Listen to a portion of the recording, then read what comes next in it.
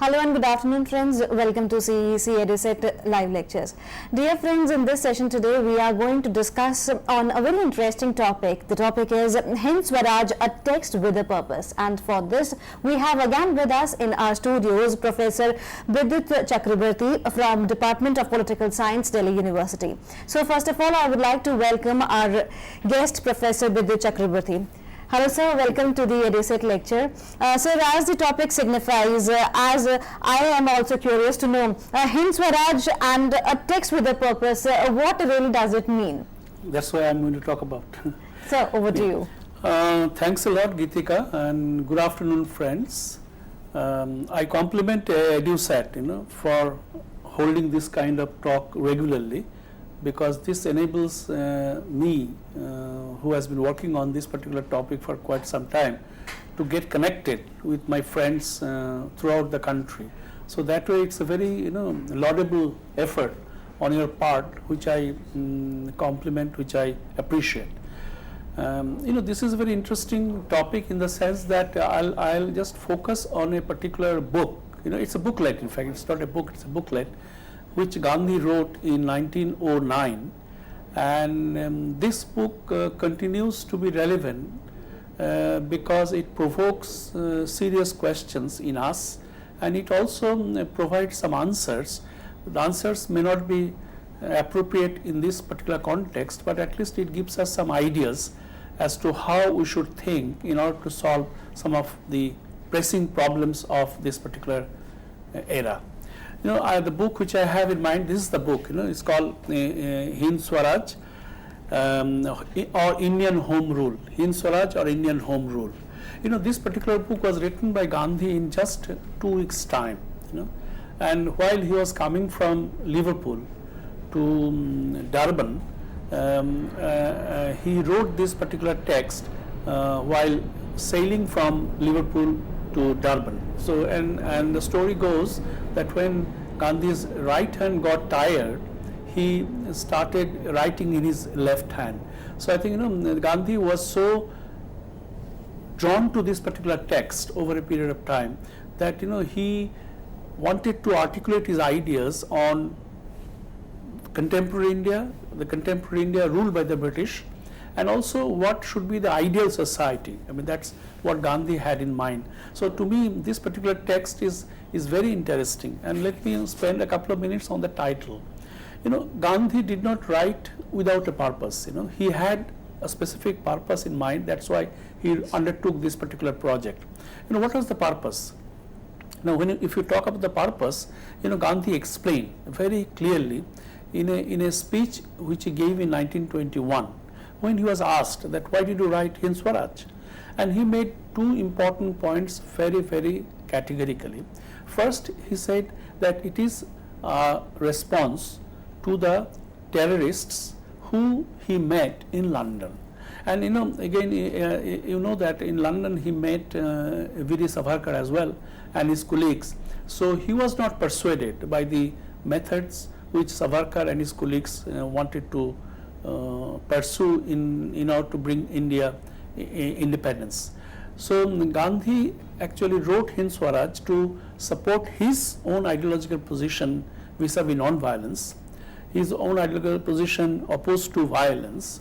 So that's why he said the first point he emphasized very firmly is the fact that it is a response, or it was written in response to the terrorists who lived in London at that point of time, in the early part of the 20th century. This one. And secondly, he also wanted to prepare a blueprint for India's future. So it's essentially a kind of a text which talks about what India should be if there was no British rule. I mean, that sort of kind of conjectural thinking which he articulated in this particular text. So this text has a purpose. The purpose, as I mentioned, is twofold. First, it's an answer to his friends who undertook what is called terrorist method of struggle, and secondly, it was also about India's future. So these are the two purposes which I think this particular book served, and that's why Gandhi wrote this particular book. Now, before I talk about the text per se, I have three questions in mind, and these three questions, will run through my lecture today. The first question: why did Gandhi write this? What was the purpose? What was the purpose behind writing this particular booklet known as Hind Swaraj, an Indian Home Rule? This is the first question. And second question: what is it? Here I mean the content. What are the topics Gandhi handled, Gandhi dealt with in this particular text? And the third is what impact it had on our thinking. Now, the fact that even after more than 100 years, we are talking about this particular book suggests that the book has got some impact, has got some relevance even after the relapse of 100 years, more than 100 years. 1909, the book was written in 1909, is after 105 years. Today I am talking about a particular text which is so old, which is more than 100 years old. So I think this particular book was written by Gandhi to fulfill a particular mission, and this mission is both ideological and political. Ideologically, he wanted to develop a model of non-violence. Ideologically, he was trying to provide a powerful critique of Western civilization, colonialism, and politically he wanted to conceive future India on the basis of the ideas which he articulated in this particular text called Hind Swaraj, Indian Home Rule. This is the kind of text now. Now, before I begin to analyze this particular text, I would like to begin with 5 statements. Now, these 5 statements are important to understand Hind Swaraj as a text. Now, first of all, I would like to make the first point that this is a text. This is a text which is not a great text. It is not as great as, say, Rabindranath's Gitanjali, for instance, or it is not as great as any of the epics of Homer or any of the epics we have in India. But it is essentially a definitive text. That means, this is a text with very definite answer to the questions. And when I talk about the structure, I'll tell you why it happened that way. But it's basically a definite text in the sense that it has got specific questions and it has got specific answers. And I would like to argue that this is basically a text which is based on Gandhi's own impression of India, which he confronted, which he lived. So it is Gandhi's own personal kind of articulation on the basis of his personal impression. And this impressionistic text known as Hind Swaraj is full of ideas which we can articulate even today to serve a particular purpose. So the first thing, that this is a definite text which was written to convince the terrorist, his terrorist friends in London, that violence is not the right path. Violence will not bring about radical change in India. So you have to think in terms of an alternative. An alternative, it was Gandhi's own alternative, non-violence. So the first is that it was essentially an attempt to understand non-violence in opposition to what is called terrorism. And secondly, he was also trying to understand the horrendous nature of colonialism that Gandhi confronted in India and in South Africa. So the first statement, Hind Swaraj is about a response to the terrorists who he met in London. Second, this is also a text which talks about the negative impact, the negative influence of colonialism. Now, the point which I made a few minutes ago, that it is an impressionistic text. So Gandhi's articulation of colonialism was based on his own impression, and he confronted colonialism at its worst form in India and in South Africa. So because by 1909 Gandhi reached South Africa in 1894 and stayed there till 1914, and he wrote this text in 1909. So by that time Gandhi had almost 15 years of experience in South Africa. So he also saw colonialism in its again brutal form in South Africa. So to me, Hind Swaraj is essentially an impressionistic text written by Gandhi on the basis of his own understanding of colonialism, which he saw in India and in South Africa. The second important statement is that, I'm struck by the title. It's called Hind Swaraj or Indian Home Rule. Now, it's a very meaningful combination. Why it's meaningful combination? Because Hind Swaraj, he is talking about independence of India. Now, he is connecting independence of India with Indian Home Rule. Now, Indian Home Rule, as you know, it is the kind of conceptualization which was developed by Annie Besant. Now, Home Rule is nothing but a rule under colonial directions. So, it's a kind of dominion status which Annie Besant suggested in the early part of the 20th century, and Gandhi could have been happier getting what is called home rule, getting dominion status. I mean, I'm highlighting this point because even in 1909, nobody was thinking in terms of complete independence. We had to wait 20 more years because this particular resolution was taken by the Congress only in the Lahore Congress of 1929. So by 1909, Gandhi was talking about Hind Swaraj, independence of India, but at the same time with a kind of proviso saying that he is interested in home rule. Basically, he was thinking in terms of dominion status, which Annie Besant articulated in the early part of the 20th century. So, this is an interesting kind of combination that at one level he is asking for independence, at another level he is actually pursuing an argument in favor of home rule, right. So, that is what the text about. Now, the third point is that this is a long statement. To me, Hind Swaraj is essentially a long statement of Gandhian ideas bordering on anti-modernity. Now, here the two important ideas I am trying to articulate. The first, to me, it's a long statement. That means what? It's a connected statement. If you read the first sentence and if you read the last sentence, you will find the entire text is nothing but a connection between the first sentence which you read first and the last sentence which you read last. So to me, it's a long statement, and this statement has got a very specific characteristic. What is the characteristic? It is about anti-modernity. Now, why anti-modernity? Because Gandhi was opposed to modernity which came as part of colonialism. Now, Gandhi was not opposed to modernity per se. He was questioning modernity which was given to us by British colonialism. So, he was opposed to modernity which came as integral part of British colonialism. So, and this text talks about that. This text, is reflective of lot of examples whereby Gandhi had shown his clear opinion vis-a-vis anti-modernity.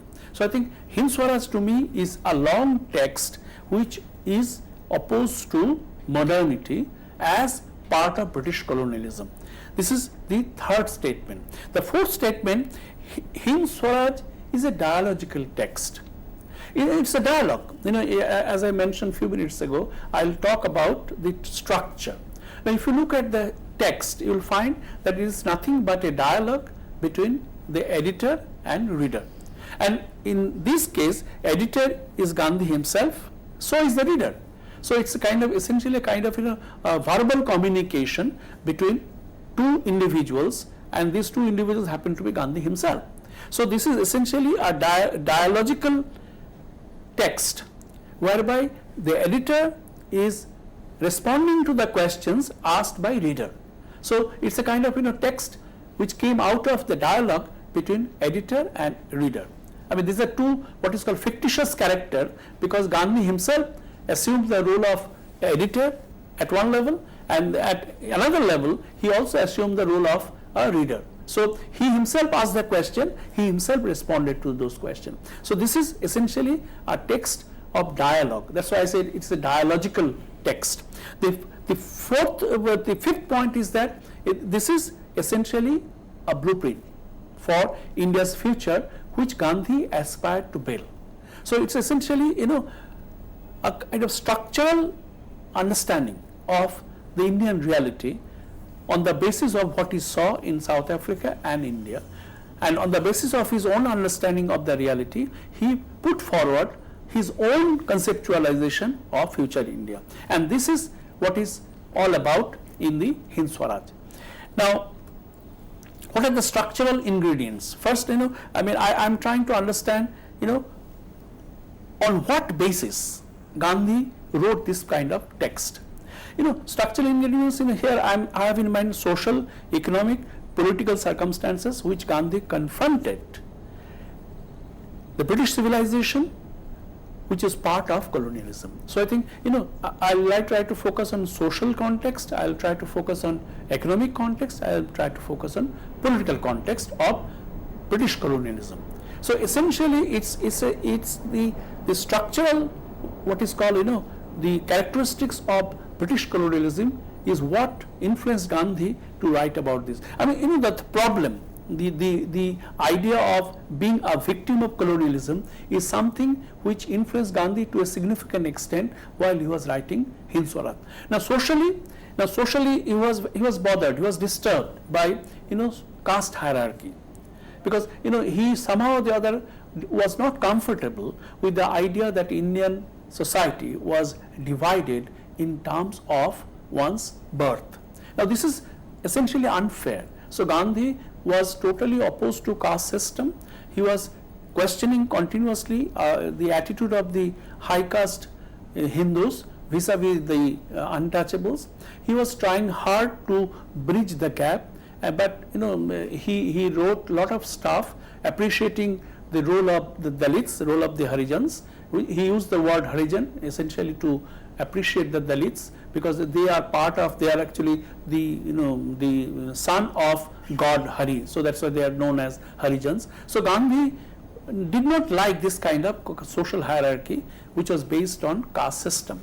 So you will see a lot of reflection of this particular idea in Hind Swaraj. This is social reality which Gandhi confronted before he wrote this particular text. The second is economic reality. Now economically, India was at the mercy of British colonialism. If you look at R.C. Dutt's own writing, that colonialism was nothing but an exploiting institutions, and colonialism actually took off resources from India for the development of England at that point of time. So Gandhi was disturbed again by the economic nature of colonialism, which was nothing but exploitative. So economic and politically, because politically Indians were second class citizens, Indians were at the receiving end. Indians didn't have any role to play in so far as administration, in so far as ruling is concerned. So Indian remained a second class citizen in the British Empire. So Gandhi was trying to highlight the vulnerability of Indians as colonial citizen, as part of British Empire.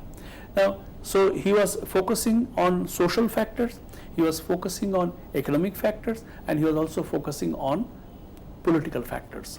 Now, on the basis of all this, he was actually trying to conceptualize colonialism with reference to its social, economic, and political characteristics. So, structurally, Hind Swaraj was produced at a point of time when Gandhi was very disturbed because of the prevalent social, economic, and political circumstances. This is what I call structural ingredients of Hind Swaraj. Then intellectual ingredients. Now here I would like to highlight two important points. The first is that Gandhi, if you look at Hind Swaraj, there is a section, there is a bibliographical section, and in this bibliography you will find that Gandhi appears to have consulted 20 texts, and of these 20 texts only 2 were written by Indians. One text by Dadabhai Nauroji, Poverty and Un-British Rule in India, Poverty and Un-British Rule in India, written by Dadabhai Nauroji, and Gandhi consulted this particular text while writing Hind Swaraj, and he mentioned this in the list of books which he consulted before he wrote this particular text. And the second is R.C. Dutt's Economic History of India. Economic History of India. Now, Otherwise, all these 18 books, they are all from Western writers. And of these 18 books, 5 are written by Leo Tolstoy, who Gandhi liked most as a thinker, as somebody who influenced Gandhi's thinking to a significant extent. So, if you look at the Western influences, you will find Gandhi was influenced by Western thinkers, including Tolstoy. Besides Tolstoy, Gandhi was also influenced by R.W. Emerson, Ronald Emerson, and John D. Ruskin. If you look at Hind Swaraj, if you look at the text, you will find a lot of influences of Tolstoy, Emerson, and Ruskin. Now, Tolstoy, the basic understanding of Christian ethics is something which Gandhi admitted in his autobiography that he got it from Tolstoy. The famous Sermon on the Mount, that you do not have any ill feeling towards your enemy.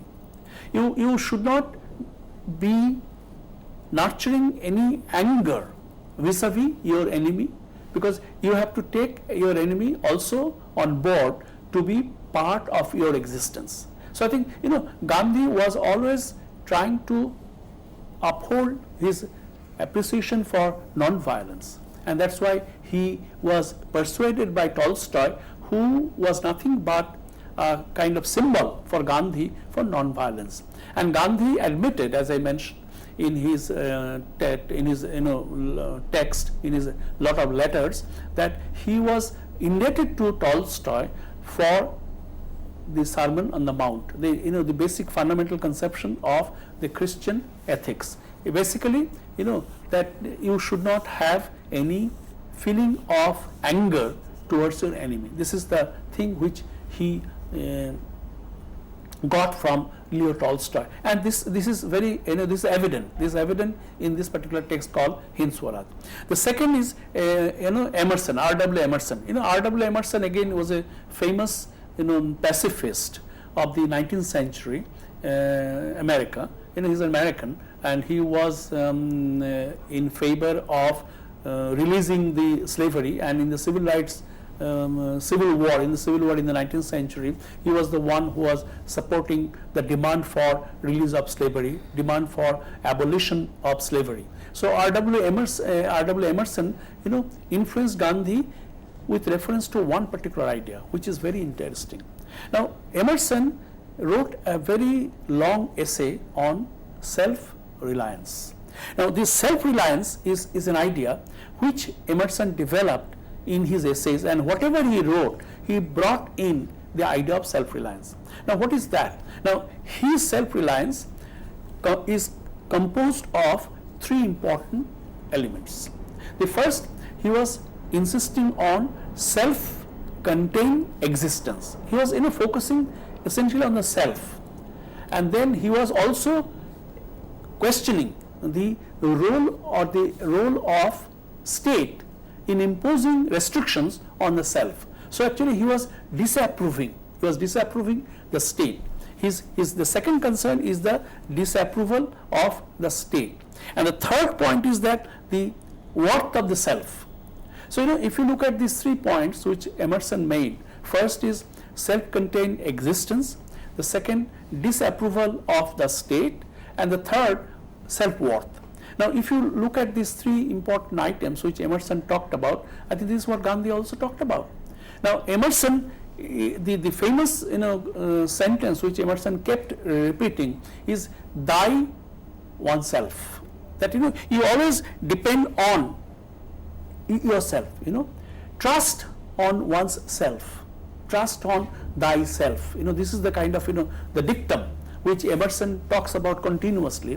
That means he was not in favor of any restriction on the self, on the humanity, because state has its own role, the state has its own characteristics, state has its own mission, own ideological mission.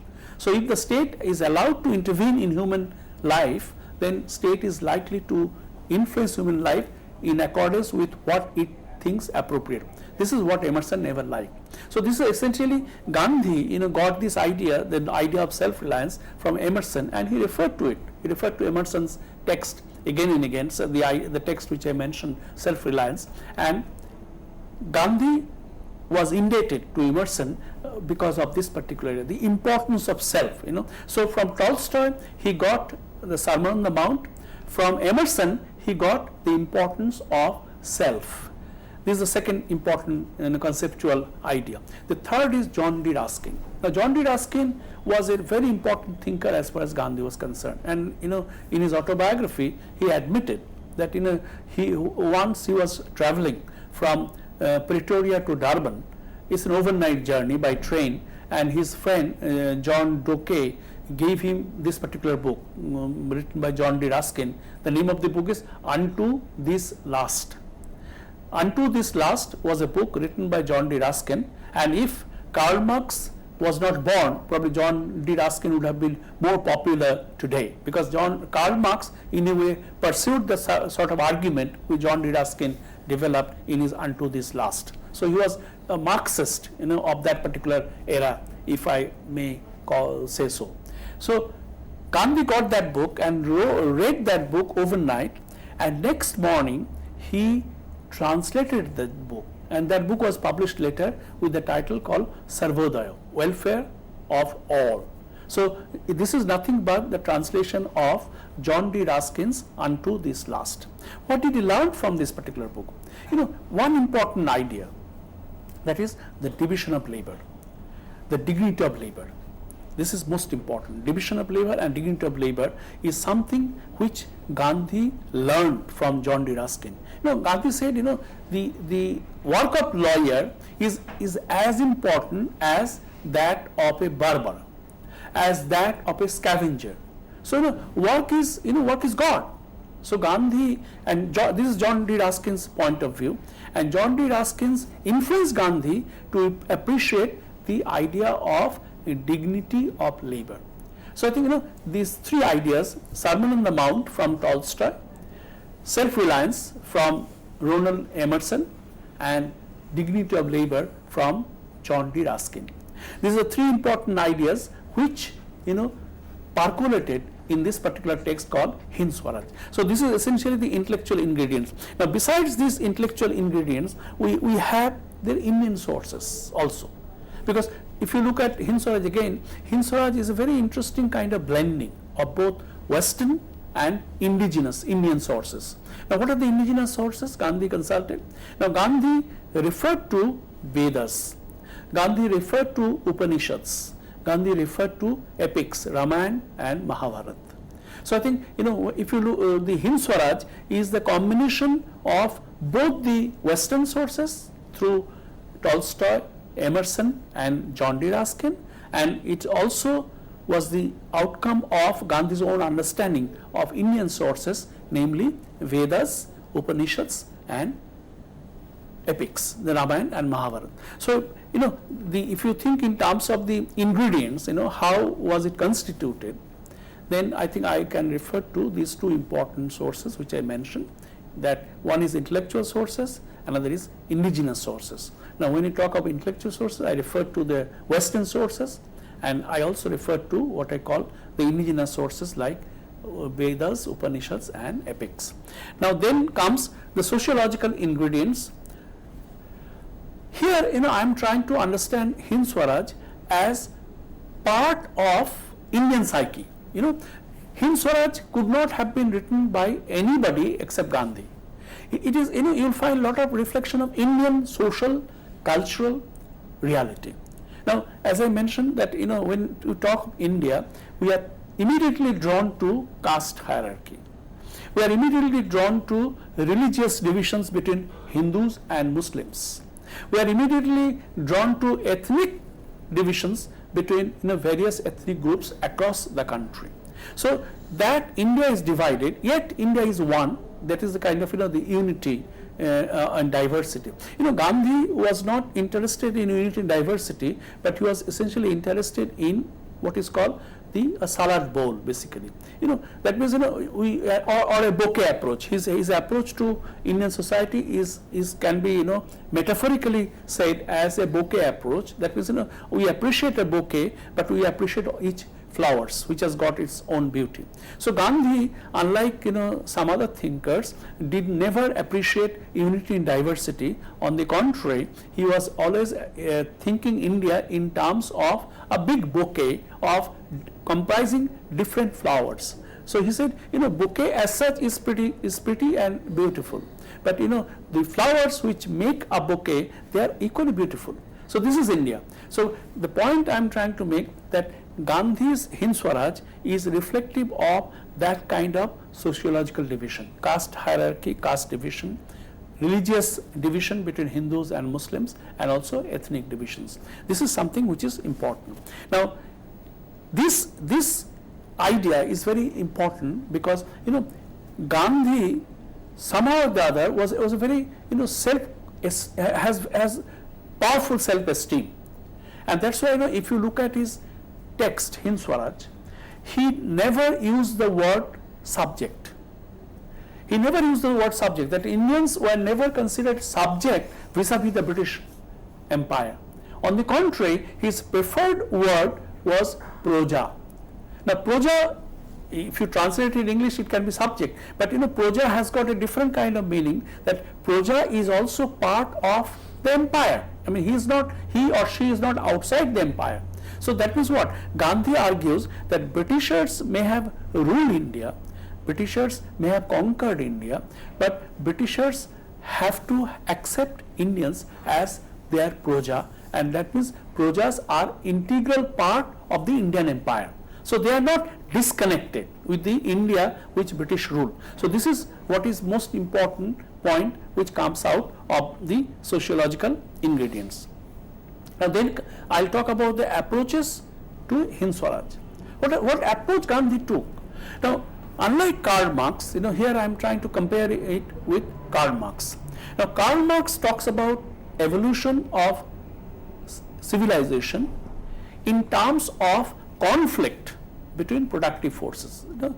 In case of feudalism, you will find a kind of battle between the decaying feudal productive forces and the rising capitalist productive forces. In case of socialism, the rising socialist productive forces versus the decaying capitalist forces. So there is a constant kind of a battle. There is the antagonism. Marx's basic concern is to understand antagonism as what is called a vehicle, for the movement of civilization. Civilizations move, civilizations evolve only out of constant battle, constant rivalry between conflicting types of productive systems. This is what Marx talks about. But Gandhi's approach is civilizational. He is trying to understand the normative concern based on important values, a curious blending of cosmological time with historical time. Now when you talk of cosmological time, we are talking about time in its wider spectrum. When you talk about historical time, we are talking about today, we are talking about this month, we are talking about this year. So a definite time frame is what is known as historical time frame, and the indefinite time frame is known as cosmological time frame. So Gandhi was trying to understand the evolution of India's civilization with reference to this kind of blending. To him, historical time is as important as cosmological time. So that's why I said the Gandhian notion of evolution of history is essentially normative. It's based on certain values, certain ideas which are value centric. So this is Marx's this is what Gandhi's notion of civilization, notion of the evolution of a particular country, in contrast with the notion developed by Karl Marx. Now from this the point I am trying to make was Gandhi apprehending clash of civilizations, because Gandhi, if you look at Hind Swaraj, which we will talk about soon, you will find that Gandhi was trying to understand a civilization from the colonial prism. Now is it fair? Because Western civilization does not necessarily admit colonialism. It was distortion. So if you think in terms of a clear understanding of Western civilization, I think it will not be enough to understand Western civilization from colonial prism. which Gandhi did in Hind Swaraj. So I think that's why I said a question can be raised, which is being talked about in the late 20th century, early 21st century, that we are heading towards clash of civilization, in civilization represented by Hindus, represented by Islam, represented by Christianity, represented by Judaism. Or, are they going to fight?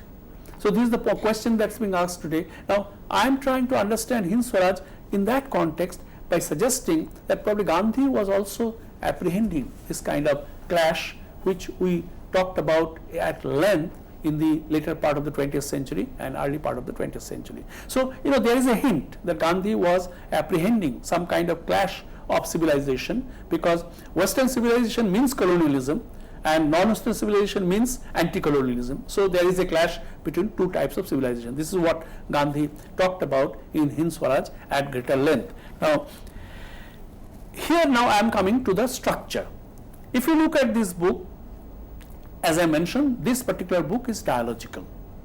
It's a dialogue between the editor and the reader. And here both the editor and the reader happen to be Gandhi himself. So it's a dialogical text. Now then the question comes, where did you get it from? What is the source of this kind of text? Now Gandhi, if you look at Hind Swaraj, he referred to Plato, because if you look at Plato's Republic or Plato's Laws, these are dialogical. It's a dialogue between the teacher and the disciple.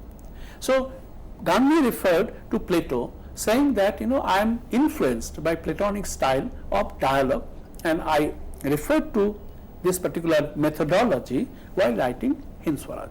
Now my question is, it is probably true, but at the same time, Bhagavad Gita is also dialogical. Now Gandhi referred to Bhagavad Gita in his autobiography. Gandhi referred to Bhagavad Gita pretty often in his speeches, in his letters, in his articles in various weeklies which he edited. So I have a feeling that Gandhi referred to Plato, that's fair enough, but he was influenced by Bhagavad Gita as well, because Bhagavad Gita is also a dialogue between Lord Krishna and his disciple Arjuna. So I think, to me, Hind Swaraj represents probably Platonic Republic or the Laws, and also Bhagavad Gita, because Bhagavad Gita is also about a dialogue between Lord Krishna and his disciple Arjuna, who was not willing to take part in the battle, because that battle resulted in the killing of his kith and kin. So Lord Krishna persuaded Arjuna, to fight this battle, which is a fight against the evil. Now, so this is about Bhagavad Gita. So I think, Hind Swaraj also represents this kind of endeavor, which I find in Bhagavad Gita. Now, and then structurally, if you look at Hind Swaraj, there are 19 chapters. And 19 chapters, roughly 30,000 words. If you count the words, roughly 30,000 words text. This particular text is 30,000 words text, and with 19 chapters.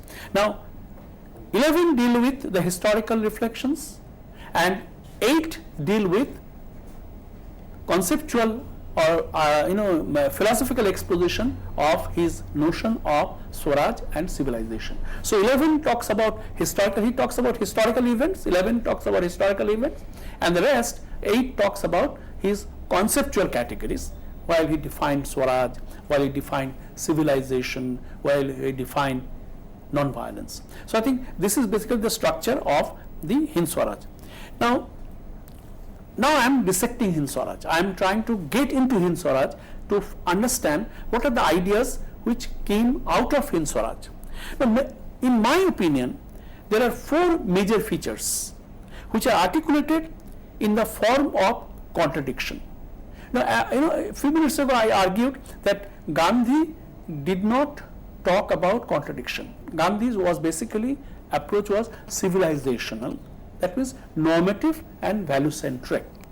But if you look at Hind Swaraj, while he developed his argument, he was actually trying to understand the contradiction, the antagonism between opposite forces, and that comes out very clearly. So that's why I said, the 4 major features which are articulated in terms of contradiction between opposite social, political, economic or ideological forces. So it is about contradiction, and once I talk about the contradiction, then probably it will be clear to you. The first contradiction, there are 4 contradictions I am talking about. The first contradiction is about between competition and cooperation.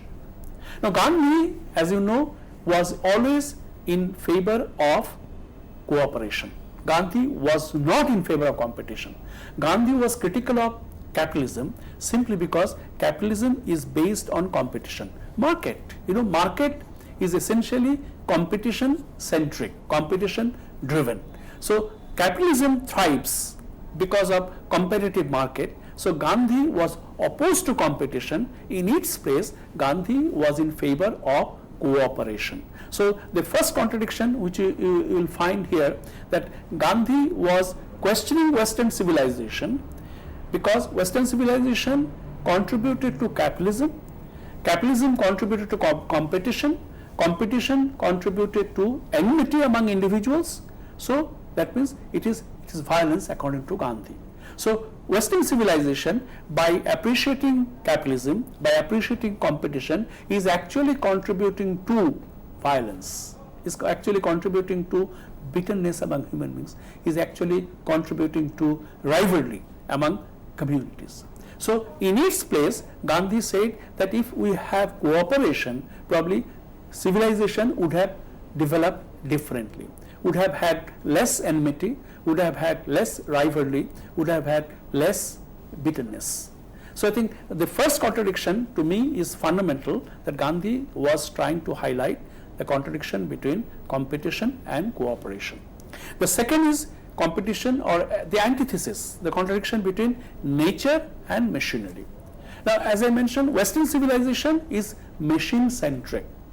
If you look at Western civilization, it is essentially a civilization which was developed, which was supported extremely by industrialization. Now industrialism is nothing but machine based production. Now Gandhi was opposed to machine based production simply because he always believed that the machine makes human being machine. Human being loses his human identity if we depend a lot on machine. Now Gandhi gave a lot of examples which I will talk about, that if we depend on a machine, we tend to lose our ability to work for our own self. So that means here Emerson, that self is being depleted, self is being what is called undermined because of dependence on machine.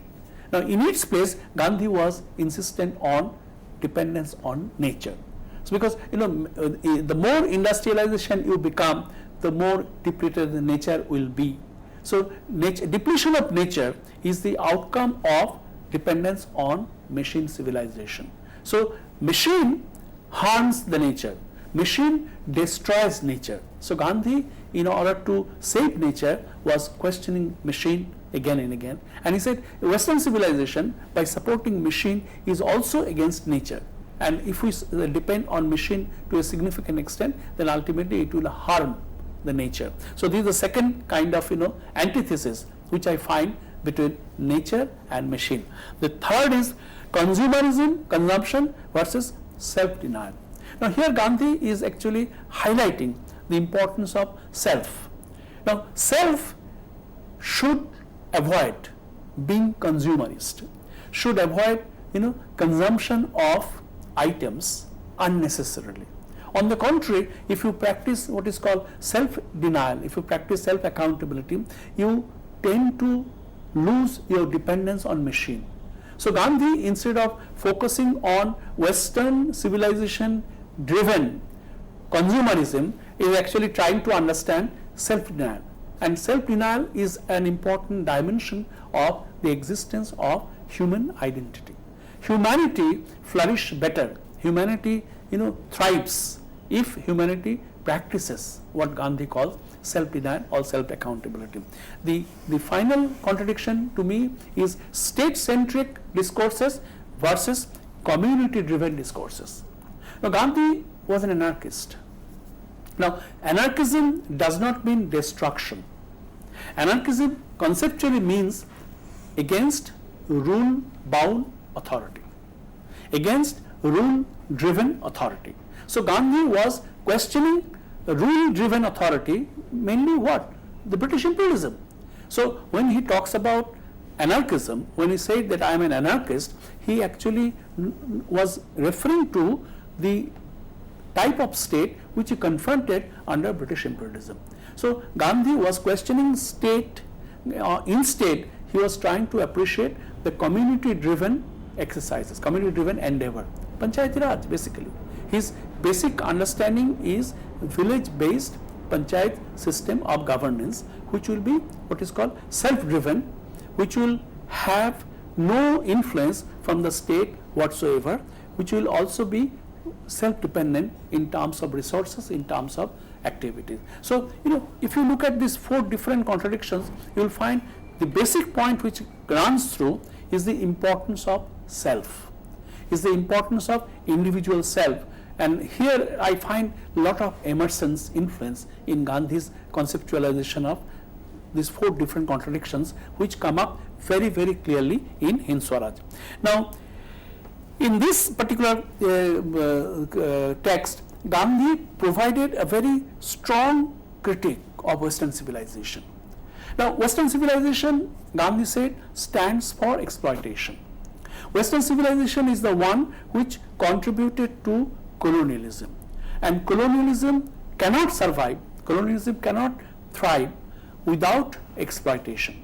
So he was trying to understand Western civilization from the colonial prism, the point which I made earlier. Now, whether that is fair, I am not very sure, because I think Western civilization also gave what is called Enlightenment philosophy, and Western civilization also gave what is called the nationalism, which we imbibed to a significant extent. So I think it's not fair to be critical of Western civilization by saying that Western civilization is bad simply because it contributed to colonialism. Western civilization has also contributed to so many good things, but colonialism was probably a distorted outcome of Western civilization, which Gandhi talks about again and again in Hind Swaraj. So this point, I think the point of Gandhi's critique, to me, can be pitched at 2 levels. At the level of rationality versus faith, and another at the level of religion versus morality. Now, Gandhi said Western civilization is rational. Western civilization is rational because everything is defined in terms of what we see, in terms of what exists. But there are a number of things which are based on faith. For instance, I didn't see my great grandfather, but I have faith that he existed. So Gandhi said in Indian psyche, the idea of faith is more important than rationalism. And Hind Swaraj talks about that continuously, that faith is an important driving force as far as self, Indian self is concerned. Here rationality may not be able to explain it properly. Similarly, religion also is a matter of faith. Religion, morality, these are essentially something which comes from within. So unless and until you are conversant with your moral values, you are conversant with your religious faith in moral values, you cannot proceed accordingly. So I think Gandhi's basic argument is actually trying to understand Indian self with reference to his faith in morality, his faith in religion, his faith in conceptualizing everything in terms of what is given. So this is something which Gandhi referred to, which Gandhi highlighted quite strongly in the text.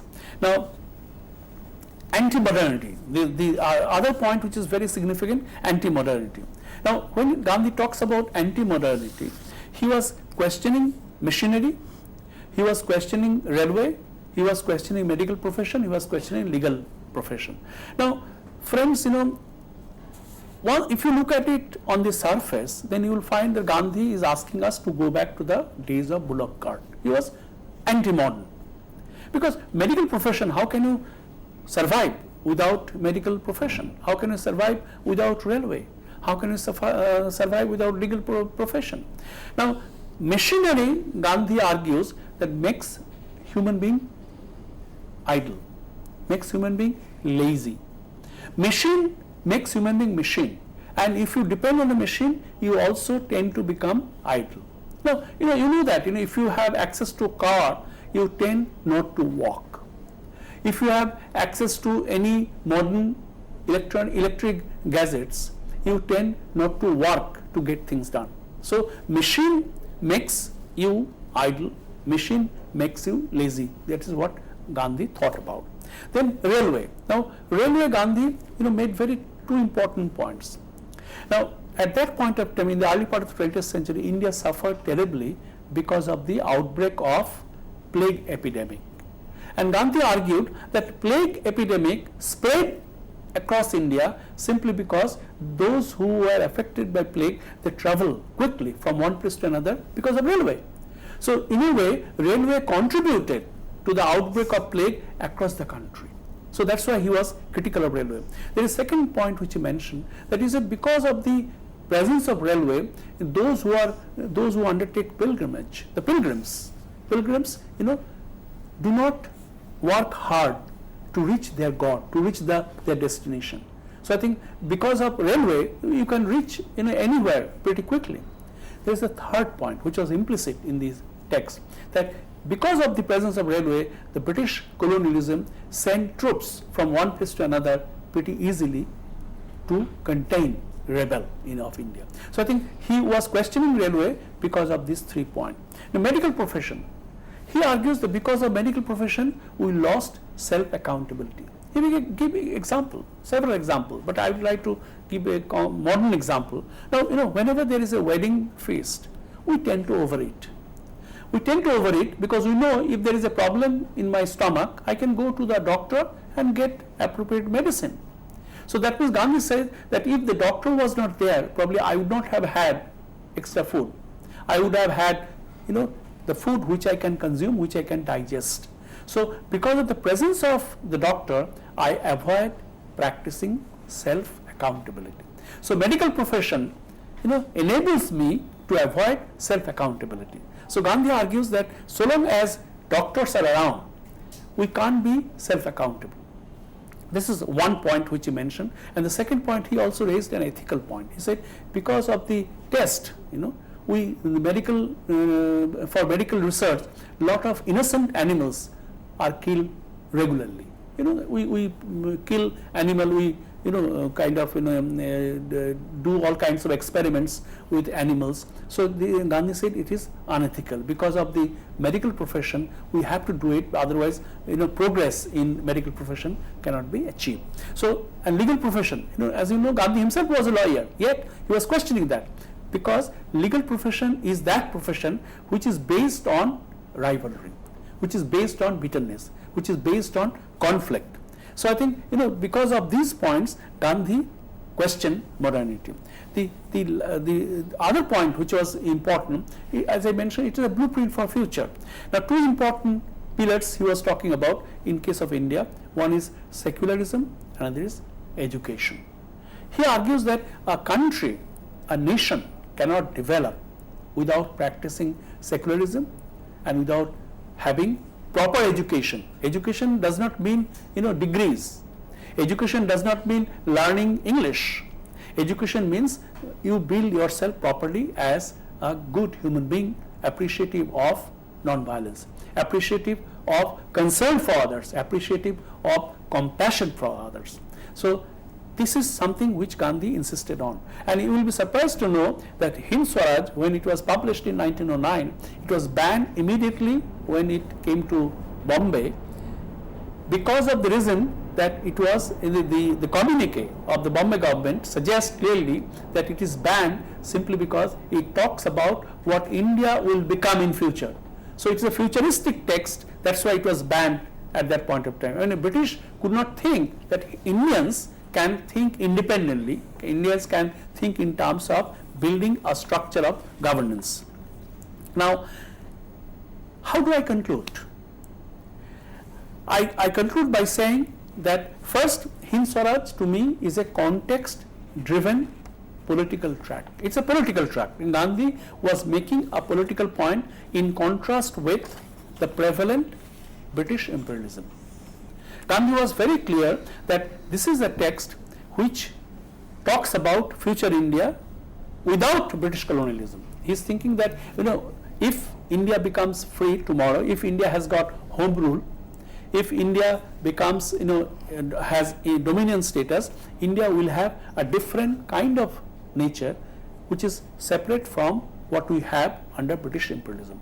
So to me, it's a context driven text with a definite goal. That's why I said it's a political track. The second is, it's a deterministic text. It talks about determinism. Gandhi, in this text, you will hardly find any gray area. Gandhi understands Western civilization in terms of black and white category.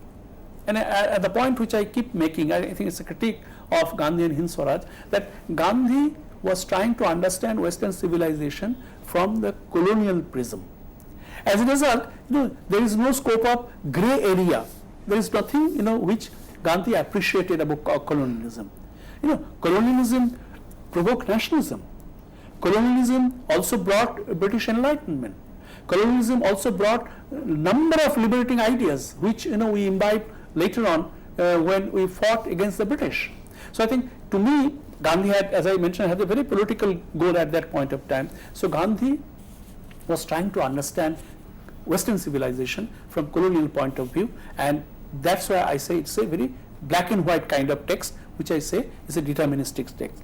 But there are specific political argument which amounts to downplaying competitive arguments in favor of capitalism, in favor of Western civilization. It's a powerful critique of Western civilization. So Gandhi developed a counter argument. Hind Swaraj is nothing but a counter argument to the prevalent capitalism, to the prevalent Western civilization. And from that point of view, it is very important. It is a very significant text. Now then finally, the final point, which is very significant as far as I am concerned, that why did he write? Now Gandhi did respond to this question. There is a very scathing review by Nehru in 1939 of Hind Swaraj. And Nehru was critical of Gandhi because, according to Nehru, Gandhi was pushing us to the days of the bullock cart. Now Gandhi responded to that review, which was published in 1939 by Jawaharlal Nehru. And Gandhi said, I don't want you to go back to the days of the bullock cart. This is not a simplistic text. This is a text which actually insists on practicing self-accountability, which we have lost because of our dependence on machine, because of our uncritical acceptance of Western civilization. So friends, the fundamental point which comes out of Hind Swaraj, it is a powerful critique of Western civilization, it's a powerful critique of Western capitalism, but at the same time, it's also a powerful lesson for us in the sense that Gandhi, by way of writing 30,000 words talking about various aspects of Indian civilization, is actually contributing to the practice of self-accountability. This is the fundamental point of Hind Swaraj. Thank you very much. Thank you, sir. Thank you so very much, as we have no time left with us now. But thank you so very much for giving such a productive session. And Professor Chakraborty will be again with us tomorrow, and we will be discussing a new topic. So with this note, we take your leave. Thank you so very much. Thank you very much.